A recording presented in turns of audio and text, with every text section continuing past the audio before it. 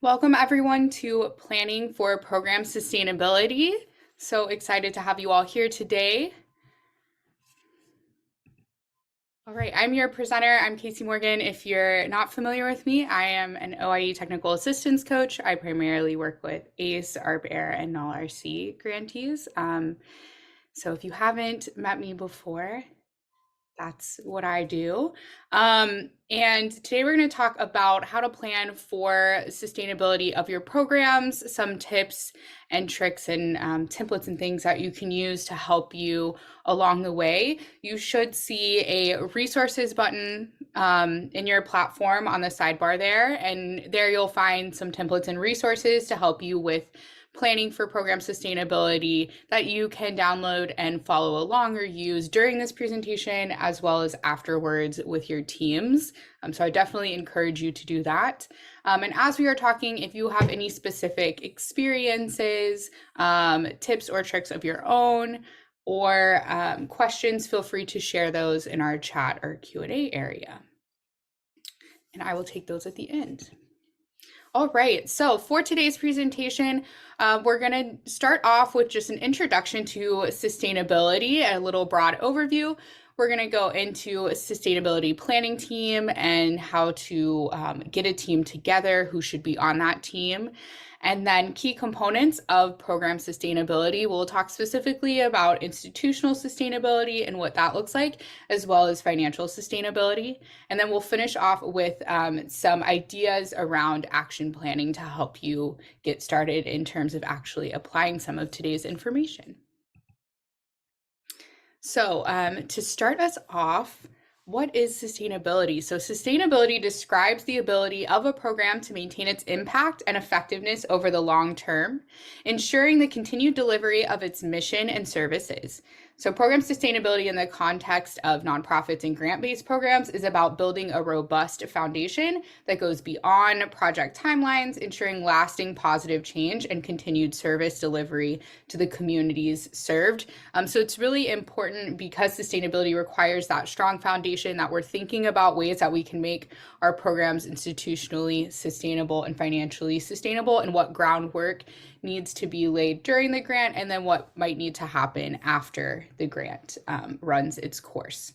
So program sustainability can involve several components and core principles, but ultimately the end goal with all the things we talk about today is just building a multifaceted approach that allows your programming and impact to carry into the future. It doesn't have to necessarily look the exact same, and we'll talk about how to really determine needs and wants of your programming. But that is basically what we're going to get at today, is how to do this, how to bring a program into the future and help it continue to grow the sovereignty that we're seeking in our communities. And in simpler terms, you could also think of program sustainability as what happens after grant funding. So is it ongoing? Is it continuing to make the impacts that were being made during the funding cycles? So this is just a little example and visual for you all. So often when people think about sustaining a grant, they immediately think about how they can duplicate their full grant award, but that can be very overwhelming. So keep in mind that sustainability is best forged over time. Like I said, in what is sustainability, it's really about that groundwork and a multifaceted approach. And so it's going to take time, a coalition, and several components, not just replicating finances to make a program sustainable. And why is it important before we kind of get into some of the hows and the nuts and bolts of this? So program sustainability is fundamentally important as it ensures that the positive impact of initiatives extends well beyond their initial implementation, emphasizing the creation of enduring change within communities. By steering clear of short-term fixes and fostering long-lasting solutions, sustainable programs maximize resource efficiency, contribute to the development of resilient and adaptable frameworks. And then the practice of sustainability can build credibility, trust, and confidence among stakeholders as well, which can help with things like financial and institutional sustainability and enable programs to navigate uncertainties effectively, such as things like COVID or hiring and all of those things we kind of worry about when we talk about sustaining programs, finances. If you can build that institutional sustainability, then you're able to build credibility and trust among stakeholders and build interest in your programming long term. So the first thing you need is a sustainability planning team. So let's think about who is on that team and how to make those decisions. So before we get too far into thinking about sustainability and how to sustain your program, you need to think about who is going to help you plan for that sustainability. And it might not always be those immediate people that come to mind. So like with any program component, it can be easy to think that you have to dive into sustainability by yourself, like the project director or the head of the organization has to think about how to make something sustainable or be the person that really is solely building that coalition. But you really need a team to do this that goes with that multifaceted approach. A strong sustainability planning team can help you devise and implement the best sustainability plan possible. So you want multiple perspectives, backgrounds, skills, and talents, because there are so many moving parts to sustainability. So you do need those people who are great at things like fundraising or finding additional sources of funds for when the grant is over, and you need to use those skills. You also need people who are good at building relationships, building conviction and coalition around your mission and vision. And then people who are good at thinking about those strategic things, right? How to use resources, or maybe how to break down a service into smaller parts and build back up over time as you continue to build your capacity for sustainability. So as you determine overall who to include on your sustainability planning team, remember to include both internal and external stakeholders. So if you currently use an advisory or program planning committee, then that's a great place to start because they're probably already highly engaged and have a working knowledge of your program. But you want to think through what administrative members of your organization would be vital to include in terms of who has influence, who has certain skill sets. You need working knowledge of your organization, community, sustainability itself.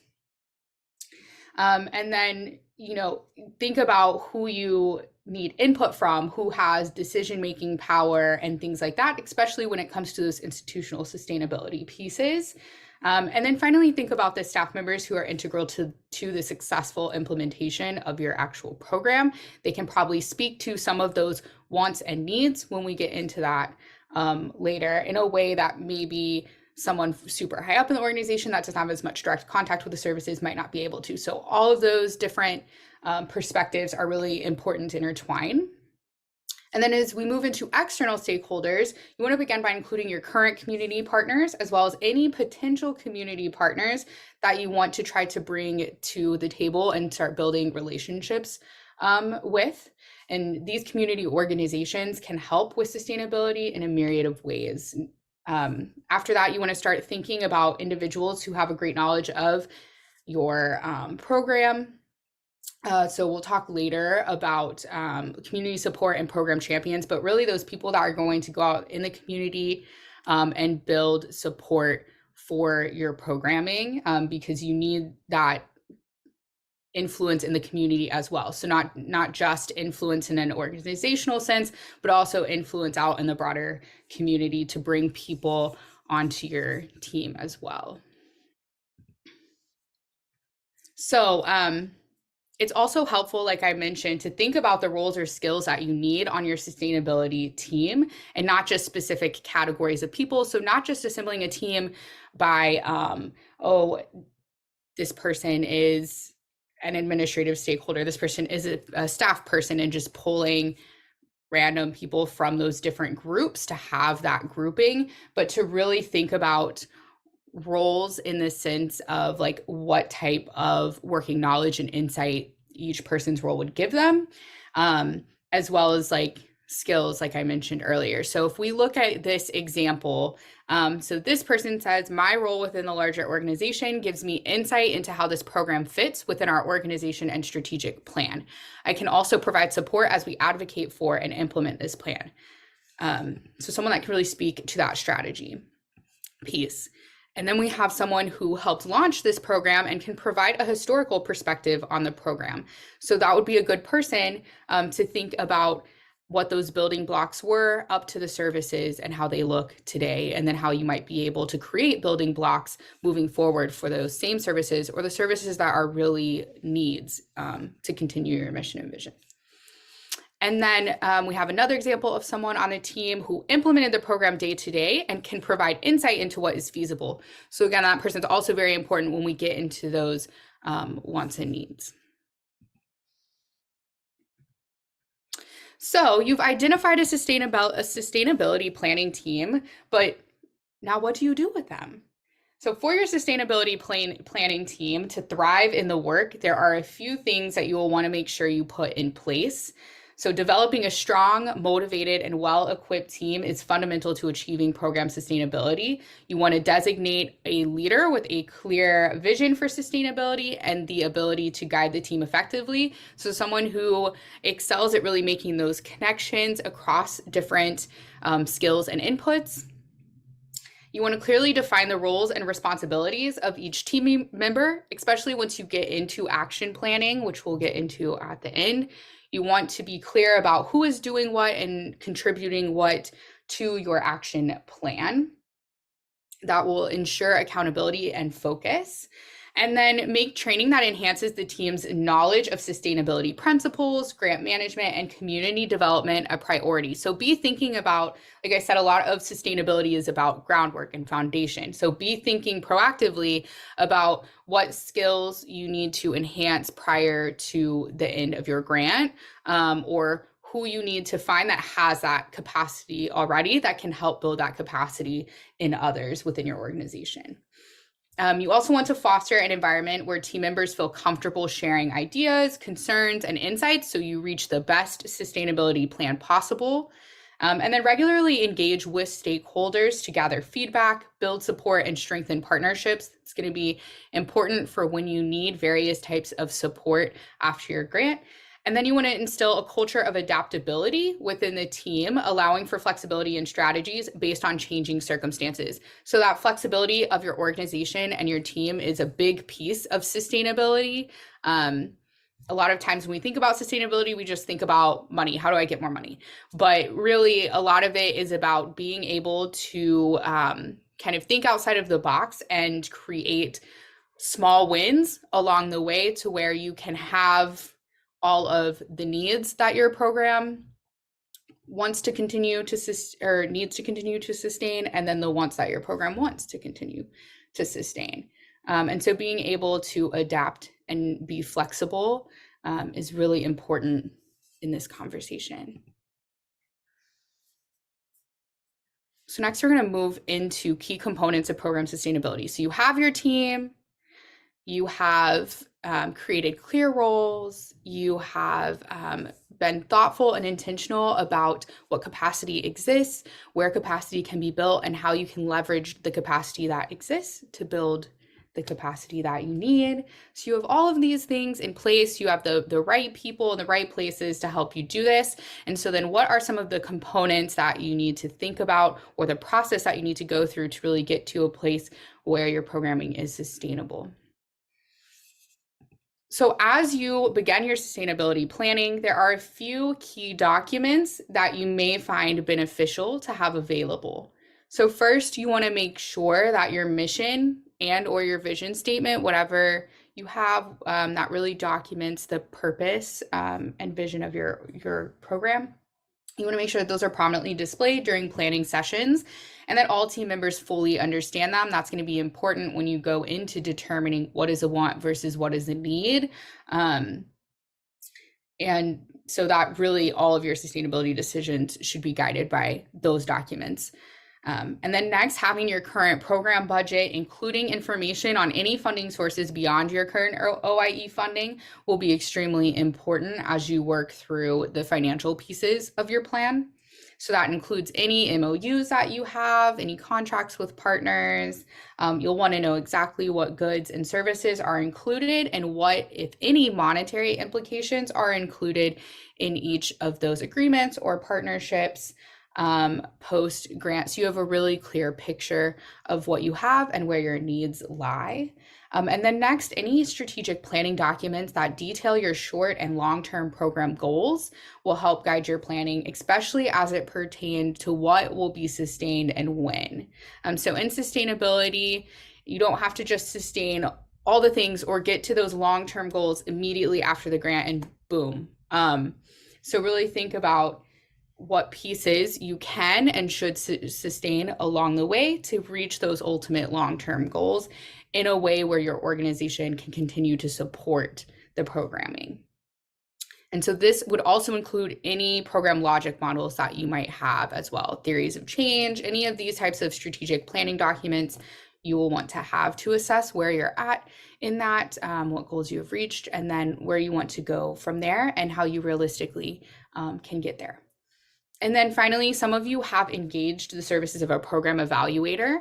And so the evaluation reports that they prepare will be very important to this conversation as you look at evidence that each program or component of your program is meeting goals and objectives, is producing benefits, what challenges there are. And so as available, your program evaluator would also make a great sustainability planning team member as well as you're thinking about who needs to be at the table for that. Okay, so determining the what. So the first step in sustainability planning is determining the what. So what is it exactly that we need to sustain? So we don't want to think about it in terms of a broad brush, like I just want to sustain my program, but we really want to get specific about what activities, services, contracts, what specifically needs to be sustained in order to continue to really live by that mission and vision. And then what are things that we want to sustain, but we may not need to sustain immediately to hold true to our mission and vision. Maybe these are things we can build up to, or we can bring back as we build a solid foundation. So while every single element of a program may not be sustainable, like I said, some components may be of particular importance when it comes to maintaining program impact. So it's really what you want to be guided by. Other components may be nice to have, but not necessary, or you may be able to adapt some components to fit future resources and needs. So we're going to look at an example of this. So in this example, there are two needs, and that includes a language teacher and enrollment. So they need to continue to have the level of enrollment that they have, and they need to maintain a language teacher with salary and benefits that they are currently using the grant for. So notice that what you need to sustain may not always be about financial sustainability, but may more heavily involve other key components of sustainability, such as institutional capacity, especially when it comes to something like enrollment, right? So as part of sustainability planning, your team may be able to help ensure sustained enrollment by creating clear roles and responsibilities around marketing and communications, family engagement. How are we really building a community around our school or our program, whatever it is that we are asking kids to be a part of or join? How are we building that foundation during the grant so that after the grant, we're able to continue capitalizing on that interest and garnering more interest and support for our programs through marketing and community engagement, family engagement, communication. So things like templates, schedules, or other streamlined approaches to marketing and enrollment could be created during the life of the grant to create systems that you can then continue to refine and implement after the grants end in a way that is not incredibly burdensome for one person, or that doesn't require an entire extra person salary wise. And then the language teacher's salary and benefits, on the other hand, that may be more directly related to financial sustainability.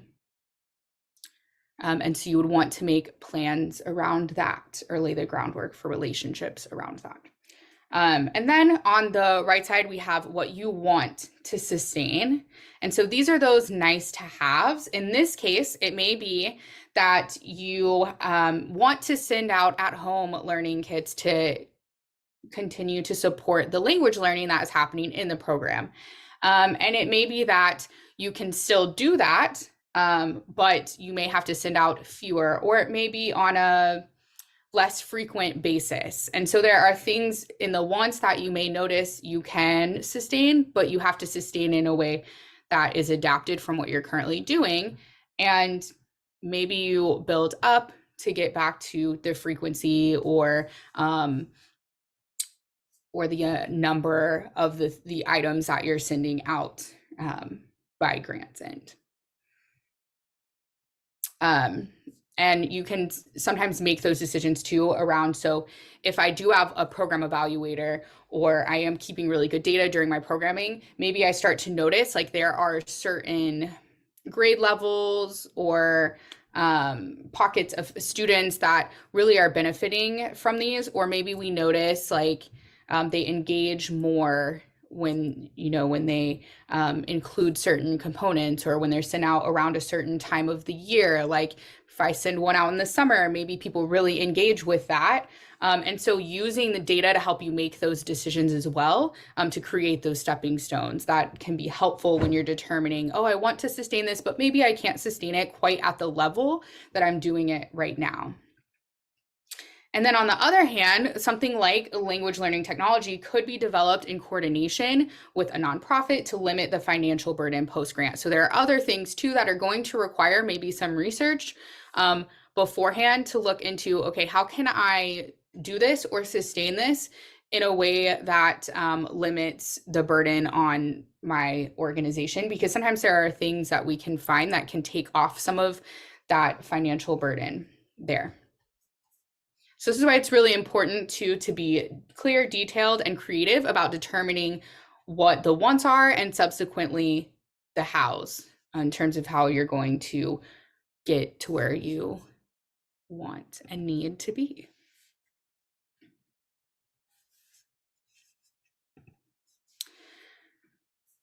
So once you have all of your what's, so all of your needs and your wants laid out very specifically and concretely, you'll want to consider specific aspects of each. So first, how will what you need and what you want to sustain change over the years? So maybe there are fewer things you need to sustain at the beginning, but in order for your program to really maximize its potential or meet your long-term goals, maybe there are other things you need to add into these needs along the way or in subsequent years. So you want to think about how those wants and needs may change from year to year or over time.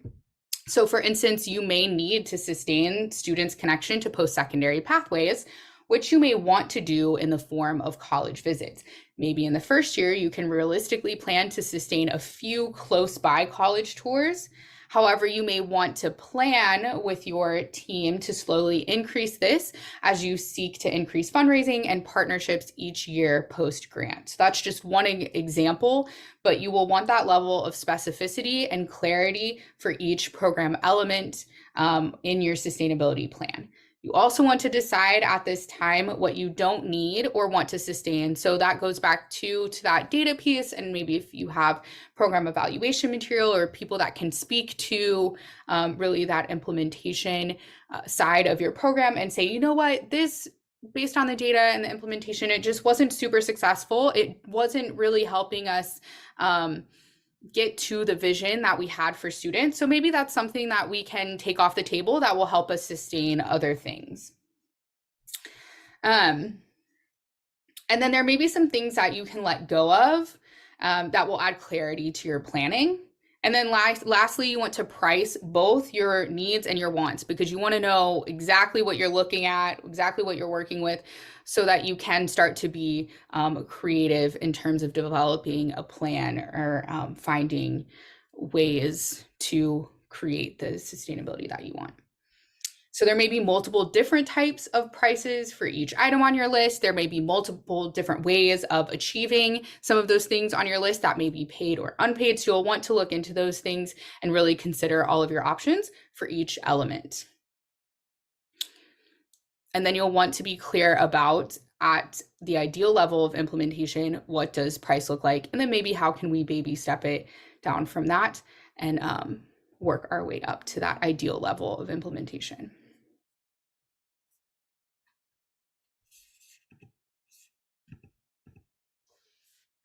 So financial sustainability, and this is the one that a lot of us probably think of when we hear the word sustainability. So let's get into it.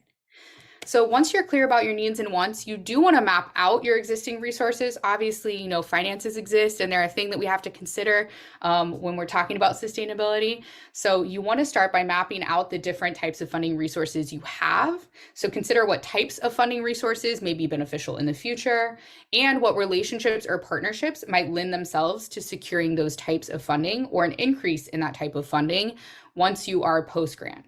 You also want to consider what restrictions, if any, each of these funding sources have, as well as the time frame of each funding source, and map that alongside those wants and needs that you will already have at this point.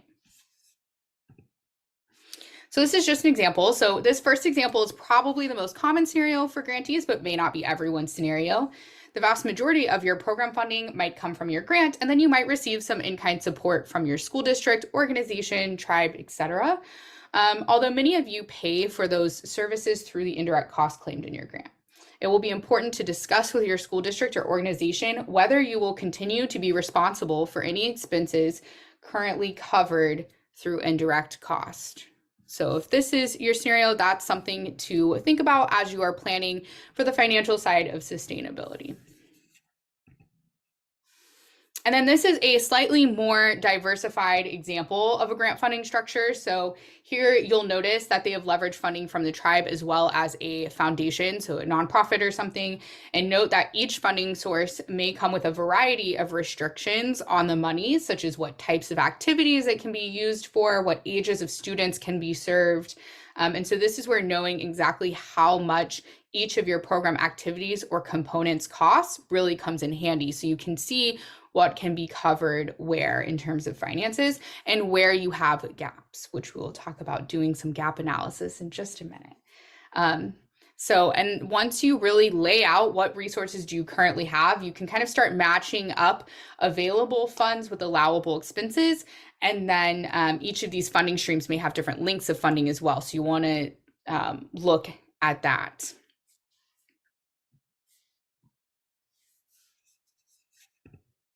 So where are your gaps? So once you've reviewed what you need and want in order to continue seeing impact and review, and then you've reviewed your existing funding sources, you want to consider what funds you will have post-grant that you could move or use for any of your needs first, and then once needs are covered. Consider what gaps there will be between cost and the funding you foresee that you will have. Also consider what partnerships may alleviate a financial burden for some of your needs or wants. So notice in this example that in many cases, the components are achieved incrementally in order to account for the funding needs and addressing potential gaps over time. Being strategic can help you fill in those gaps. So if you look right there, maybe the first year, we really want to supply one-to-one devices. Maybe that would really improve programming if every student had a Chromebook. But maybe it's not realistic to be able to do that year one post-grant, but incrementally over time, maybe we can buy X number of devices. The other thing to think about here is when you see a gap, how can I solve it in a way that will relieve some financial burdens? You can see here the language learning technology.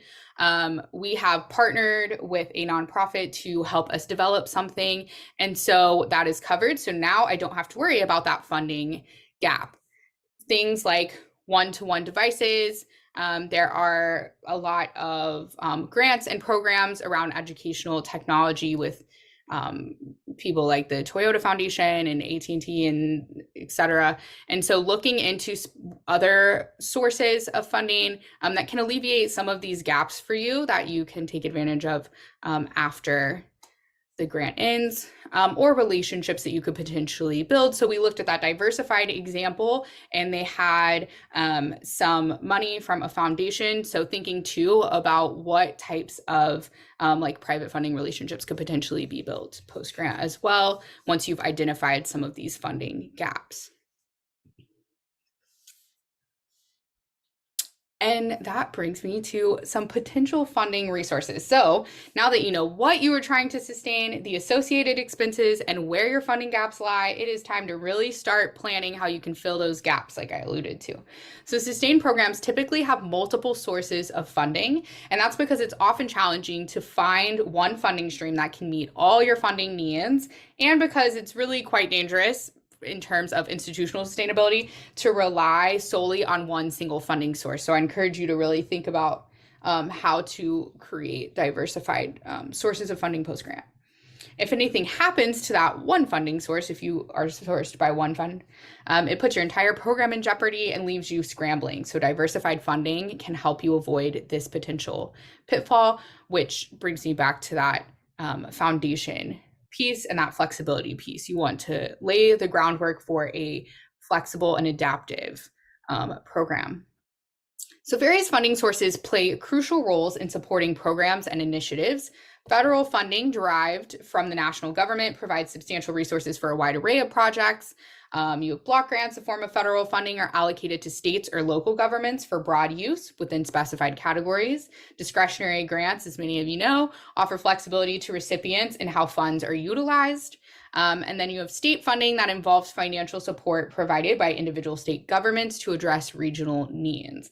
General funds refer to unrestricted budgetary allocations that can be directed towards various purposes. Grants, often from private foundations or organizations, offer financial assistance for specific projects or programs. So that's also what I was talking about earlier. You also want to look into other types of grants. You know, keep in mind that a lot of private companies also have grants and things, and foundations have grants that you can look into as well. And then local funding originates from municipal budgets, contributing to initiatives that directly benefit communities. Agency or partner funding involves financial support from collaborating entities. That's a hard word. Fostering cooperative efforts.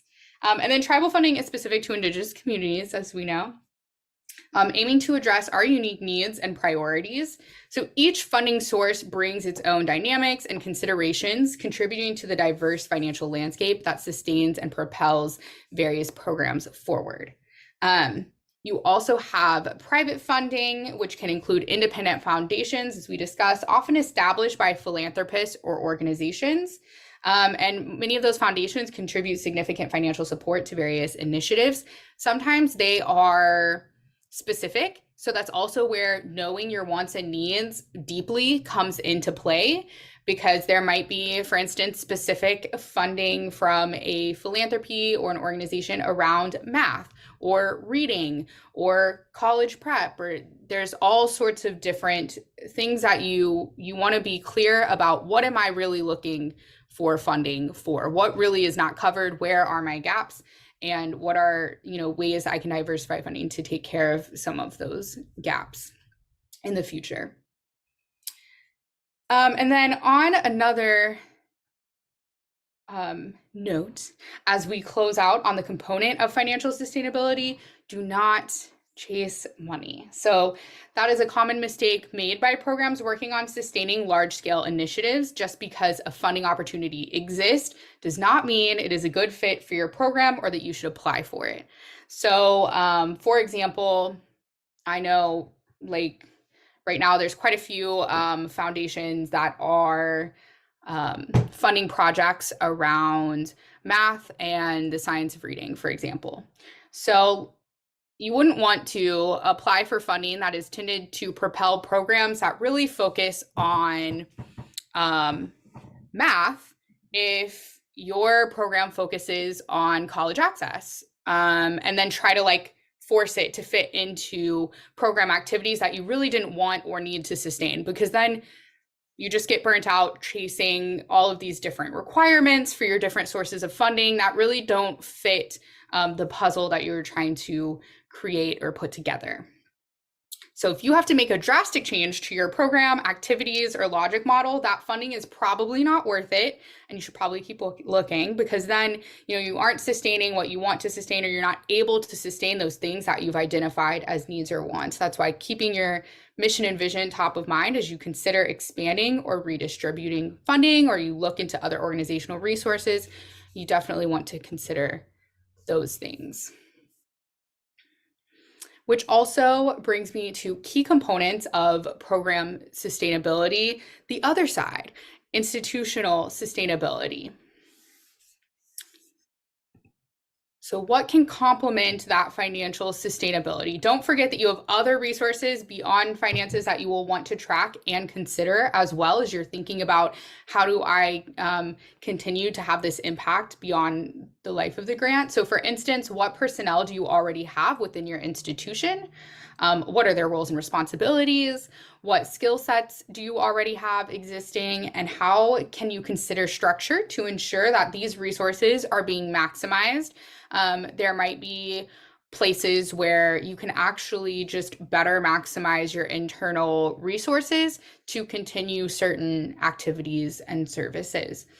And then other resources could include facilities, reusable materials, including intellectual property like templates or systems that could continue to be used to maximize personnel's time, and of course, community. And so you'll want to lay the groundwork and build these things during the grant so that you have a starting place and you're not, starting from scratch, or you're not having to continue to reinvent certain structures and systems and templates, ways of doing things. If you have those things in place and easily accessible and ingrained in your organization and within your programming, then it's easier to sustain those things, and you don't have to spend your time and energy building those things out after, or trying to continually reinvent the wheel.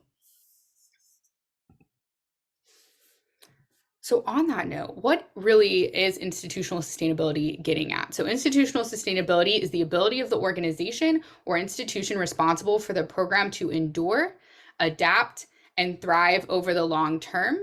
It involves establishing a solid foundation that ensures the continued success and impact of the program beyond specific projects or grant cycles. So you really want to keep those three words in your head as you're thinking about building that institutional sustainability: is enduring, adapting, and thriving. So what things are in place, or am I building now as a foundation to make sure that we can endure, or we can adapt our services, we can adapt our funding streams, which will lead to thriving over time. Some key elements of institutional sustainability gets at some of those things that we talked about when I said, hey, don't forget these things beyond finances. So it includes structure, like I said. So some specific things under structure that you might think about are strong leadership structures that can endure past the life of the grant, effective governance, and a resilient organizational structure. And then institutional sustainability also encompasses the capacity to attract and retain skilled personnel, which falls under that support piece. So that's that building a coalition and building support from the community and from other organizations that may be able to then partner with you or help you on the financial sustainability side later as well. So it goes beyond securing funding, as really is its own important element in sustainability planning. And in totality, a program's institutional sustainability is crucial for creating an environment where the program can persist, evolve, and effectively address the changing needs and challenges within the community that it serves. Because there will always be kind of these things where maybe you lose personnel, or you have something really hard that you have to go through as a community that impacts your programming, or the people that are implementing your programming or benefiting from your programming. Maybe something happens financially. There's always things as we are serving others that come up that we have to deal with. And so being able to lay out a plan for how are we going to navigate some of those challenges ahead of time can be super important. So a piece of that, like I said, is really engaging those stakeholders, building that community support and general program support as you try to continue implementation. So let's dive into kind of the dual dimensions of program support. You have that community support and program champions. So both are integral to sustaining your initiatives. Community support spans a wide spectrum, encompassing not only parents, extended family, and friends, but also local community boards, groups, and businesses. So you want to be intentional about building relationships with those people as well, not just the families that directly work with your services. It also extends to individual donors who align with your mission, recognizing shared values and a commitment to your program's goals. Program champions, particularly significant in Native communities, often include revered elders and cultural practitioners. Additionally, consultants providing support can evolve into valuable champions. So transforming private foundation staff into champions can be particularly impactful as well, because that feeds into that other side of sustainability, like we talked about. Even if they may not explicitly advocate for organization, championing broader causes, such as increasing equity or Native American language learning, contribute significantly to your program's sustained success. So if that becomes something that is championed among, the philanthropic world, private foundations and things, then you see more interest in funding projects, right, in that area. And then recognizing and cultivating these various sources of support will fortify your foundation and enhance your ability to thrive beyond grant cycles. So as you consider building program support, you want to be intentional about including these conversations with your planning team. Just like you were super intentional about determining wants and needs, you want to be very intentional about where do I currently have support, very, very specifically, and where can I expand your support? So if I was doing this with my sustainability team, I would even go deeper in terms of, how can I expand my support? So I would go even deeper in terms of like nonprofit organizations. Like, what are nonprofits or philanthropic organizations, private donors that for instance, if I have a Native American language learning program, who are the people that are invested in that work or that are passionate about that work, that put out materials or thoughts about that work that potentially have funding to give out, or, things like that. If I'm doing something that is very college focused, where are the organizations that are really contributing to the work in that arena of education? Even if it's not necessarily Native college access, there may be funding sources or support that you can leverage within what it is that you're trying to achieve for your community. So the process typically involves creating a visual representation, such as a stakeholder map or matrix, in terms of when you really sit down and put these people or organizations out on the table to see where you have existing relationships and where you want to focus on building them. And if you are going to do something like a stakeholder map, then you would plot stakeholders based on two key factors: one, their level of influence, and two, their level of interest. So this is where I talked about, if a foundation exclusively focuses on the science of reading, and your program is very focused on STEM, then there likely is not a high level of interest there. So that's kind of the things that you're looking at. And once you've done this, you might continue to add to it. You might continue to refine it. It is definitely an iterative process. All of these things feed into action planning, and this is where we get into, you want to have a concrete timeline for everything, concrete goals, as well as being clear about roles and responsibilities from that sustainability planning team, so that you can do things like intentionally build relationships with these people that you've now identified you need relationships with, or you can be intentional about diversifying funding or whatever it is that you've noticed needs to be done in order for you to sustain all of those things that you need to sustain, and maybe some of your wants as well. So to achieve a strong program sustainability plan, it is essential to establish clear and concise goals that outline the program's primary objectives. These goals serve as a foundation for planning and execution, guiding efforts toward long-term success. Many of us are very familiar with goals because you have to write all these goals and objectives for your current grant. So think about it through that lens as well, and creating SMART goals for your sustainability planning as well. Simultaneously, effective stakeholder engagement is crucial, and making sure that you're building relationships and sustaining stakeholder engagement across, from day one until post-grant and beyond. So identifying key stakeholders associated with each goal allows for a targeted approach. Assessing stakeholder influence and interest helps prioritize engagement efforts, ensuring that those with the most significant impact or interest are appropriately involved. And then additionally, team capacity, that third piece on here, is paramount as well. So evaluating and aligning team skill sets and time constraints with the tasks associated with each of your sustainability goals ensures that the team is equipped for success. You don't want one person trying to do all of these things, trying to handle all of the stakeholder engagement and figure out funding gaps. And you don't want one person doing all that, because inevitably there won't be the capacity to do that well there. So a comprehensive approach covering financial and institutional aspects, so that really cover all your bases. Because a comprehensive approach is going to make sure that things are not falling through the cracks, and that you have a really strong plan moving forward.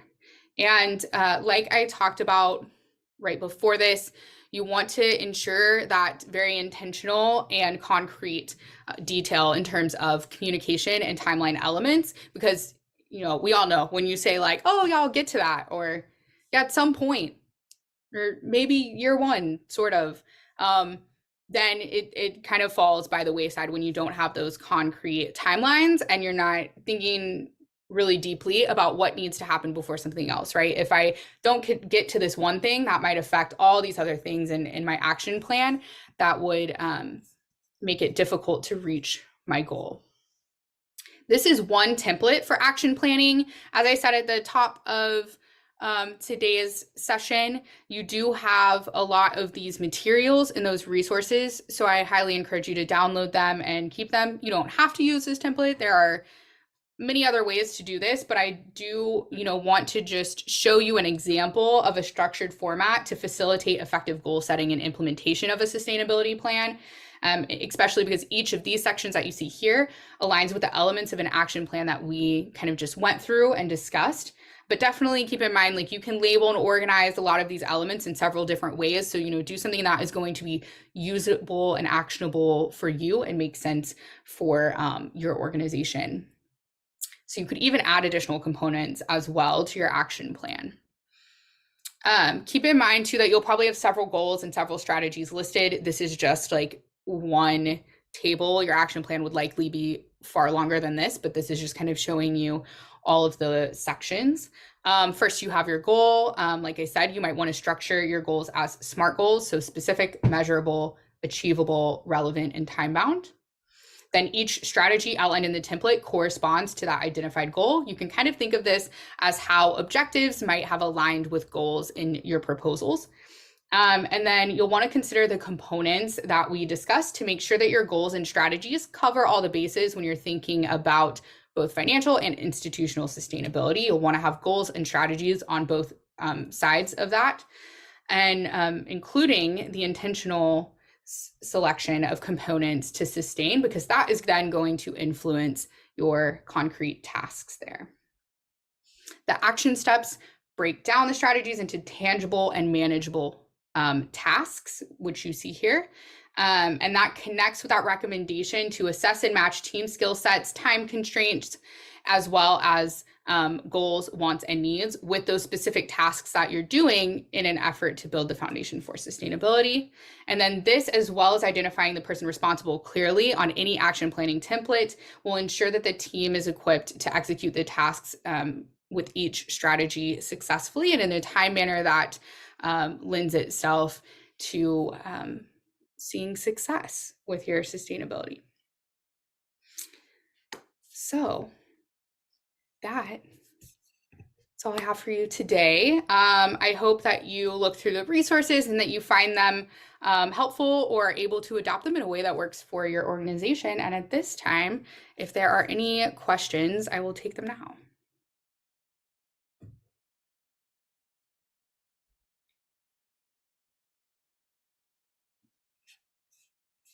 You do actually have one question.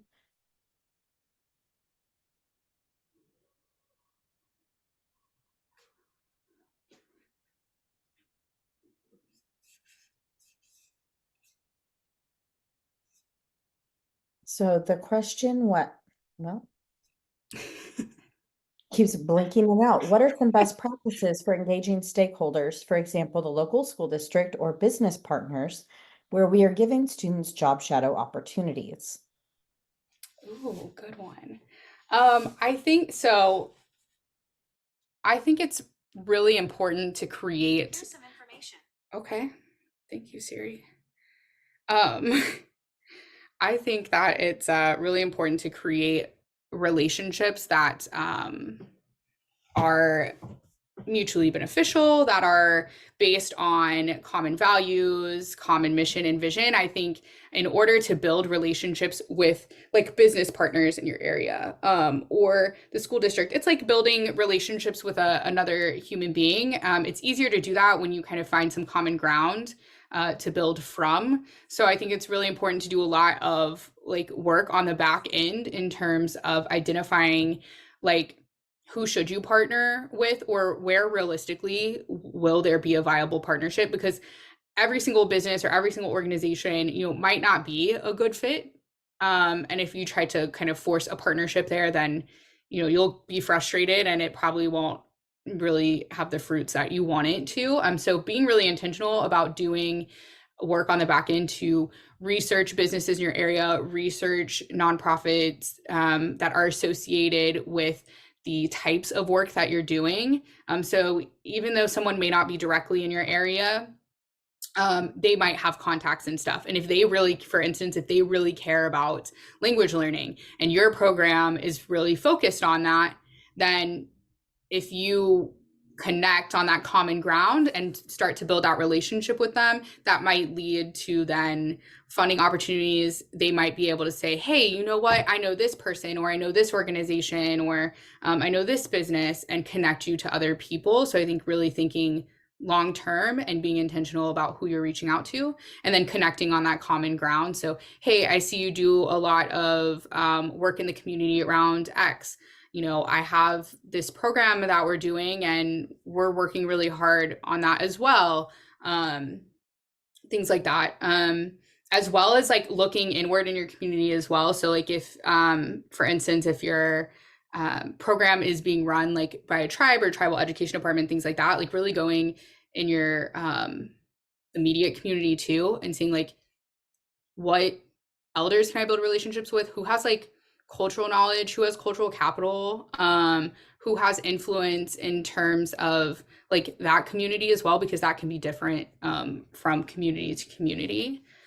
So I think a lot of it is doing a lot of good research on the back end, and then slowly building that relationship as well, and supporting them too, so especially with things like a business and you want kids to be able to like intern or shadow at that business, you do have to think about too, how can I market it to them as a benefit to them as well, right? Like here's what you can do for my kids, and here's also like what that can do for your business organization too.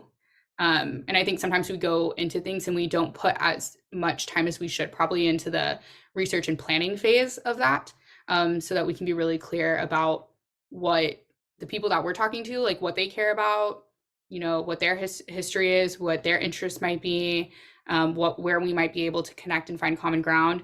And then also, what am I going to say? Like, what is my elevator pitch? So that would be my advice. Well, and your next question, for private funding, what is the most useful tool for tribes? So, and Sarah, I don't know if you might have other ideas. I don't know that I personally know of one specific like place or tool that is really great um at showing you like everything that's out there. I think too, while you might want to look at um funding specific to tribes, you also want to, I think, expand beyond that, because there are a lot of like private funders, like organizations or nonprofits or things like that. Like they can give to a wide variety of organizations or entities.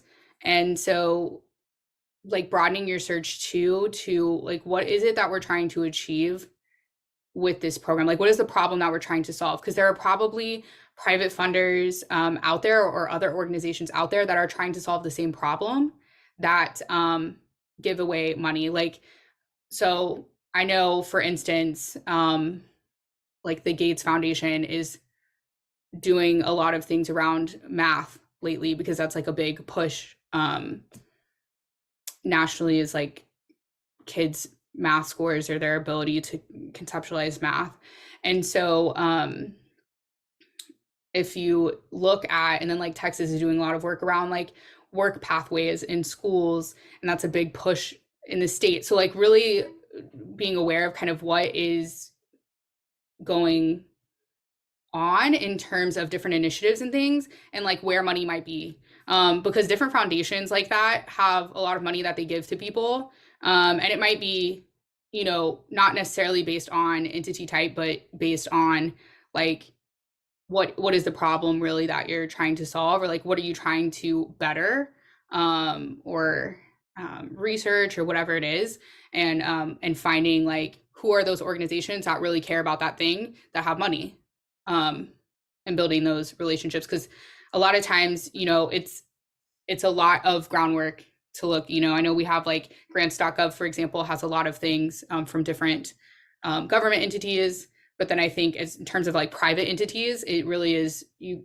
kind of have to do some digging in terms of finding some of those things. Like I know Toyota Foundation does a lot of like ed tech stuff, but you really have to like look around for, and that's where like the clarity of what do I need like funding for is really helpful, because then you can look around based on that. Like if it's that I need funding for technology, then I have a better idea of like what I'm searching for. And that will bring up different organizations and foundations that are contributing to that effort. And then Sarah, I don't know if you have any additional ideas, but Yeah, so I did pop into the chat. There is a link there to a source for private funding.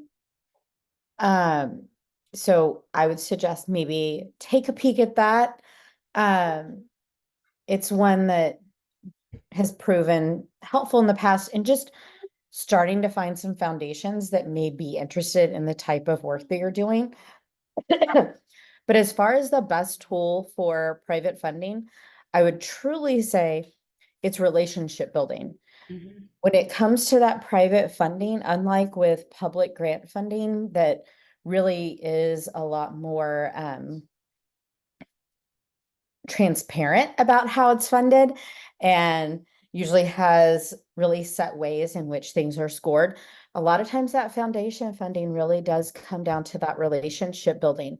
So build that foundation, create your elevator pitch, and like Casey shared, really hone in on what specifically you're asking for, because typically foundation funding is not going to be your large scale funding. It is going to be more focused on those individual initiatives or pieces. Yeah. Yeah. I think so too. If you find foundations or like private funders that do give money towards the types of things that you're doing, or can help fill a funding gap specifically that you need.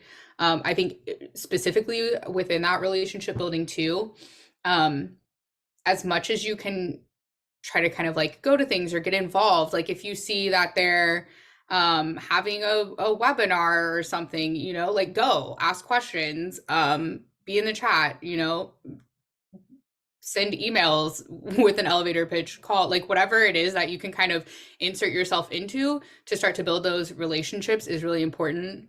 And I think like not waiting to the last minute to build those relationships too, because if you say, you know, in the final year, like, oh, let me start researching and oh, I found this foundation and like I want to try to build a relationship with them. Now you have a shorter amount of time to really like get to know people and build that foundation.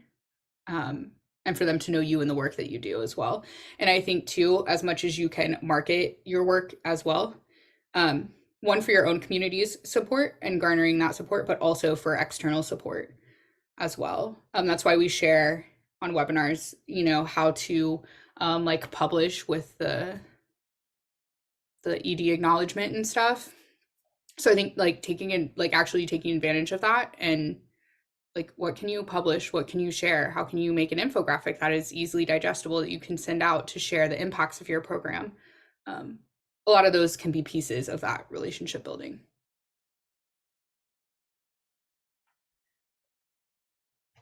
And then the other one here is around the barrier of being in a very rural and impoverished area and really having no businesses. So any ideas there? Yeah. So one, there is like private funding specifically for rural education. I would look into that. I feel like that would be a good starting place. There are probably going to be more nationwide type of things, but I know there's several schools in Texas that are in a rural collaborative that do get like funding and training and support and some other things through that relationship. And so I would start there, kind of similar to like, for instance, like if I know I need technology, right, I'm going to look for people that support technology initiatives.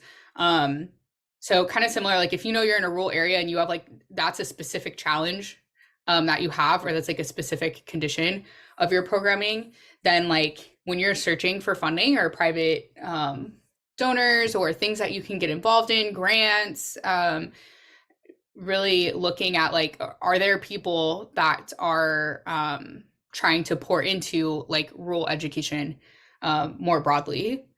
Because you can take advantage of those resources too. And then also getting in terms of like businesses and stuff, if you're talking about like engaging students with businesses, I think getting creative too about how you can create maybe experiences for students that aren't directly like in partnership with a business, but are still like work-based learning or place-based learning. If you're talking about like that type of relationship with a business, as much too as you have technology. And if you don't, that might be something that you say like, okay, if we want to engage, because you could too virtually engage with businesses if it's to an end of like students learning something in particular on a work side of things, or you know students getting feedback on a project they did from like actual business folks or something like that. Some of that type of stuff can be done virtually as well. And then if it's like a barrier of you don't have technology, then that's also a starting place as well. As okay, well if now I also have the barrier of like I don't have the technology in this area to do that, like what are some ways that, you know, what are organizations that would be interested in supplying hotspots or laptops or, you know, whatever it is. And then that gives you a place to start there as well. All right, next question. Since tribes are not 501c3, are there any eligibility issues for foundation money? And I can jump in on that it's going to depend on the foundation. Just like with grants, all of them have different parameters around who and what they fund. But particularly with foundation money, they have a lot more flexibility around that. With like a government grant, if that came down as part of the funding stream that it was only available to certain types of entities, that's not likely to change. With a foundation, they have the ability to change those things. They have that flexibility. And so that's where that relationship building comes in, that a lot of times you may be the first tribe that they have funded. They may not understand the special funding considerations of why you're not a 501c3, but are still very much in alignment with the goals of their organization. So by building that relationship and helping to educate them, you can help them then maybe make some changes in their funding parameters. And that would be very normal. That is not something, totally outside the norm as far as working with a foundation.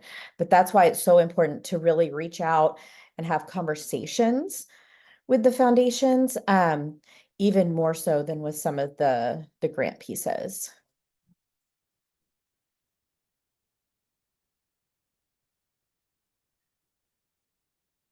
At least right now. Oh, I did see one. Is there a local chamber of commerce or a county workforce development board? So Allison was chiming in on the last one around no businesses, and giving some ideas Point, there yeah. too.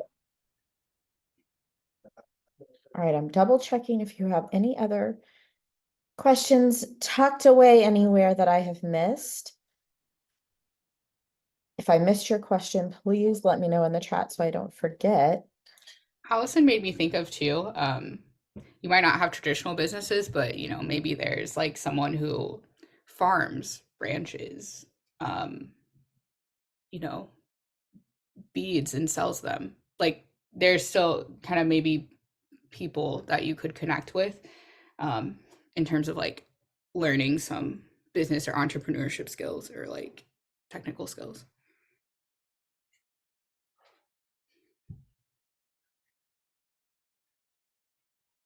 All right, I think that may be the last of the questions.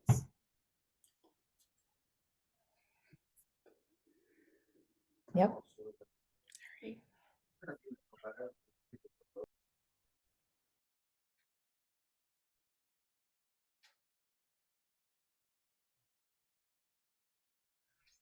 All right. Well, if that is the last of the questions, thank you all for your um, attendance today. I'm very honored that you chose to be in this session, and I hope you got um, something out of it and something at least made you think or consider, ponder.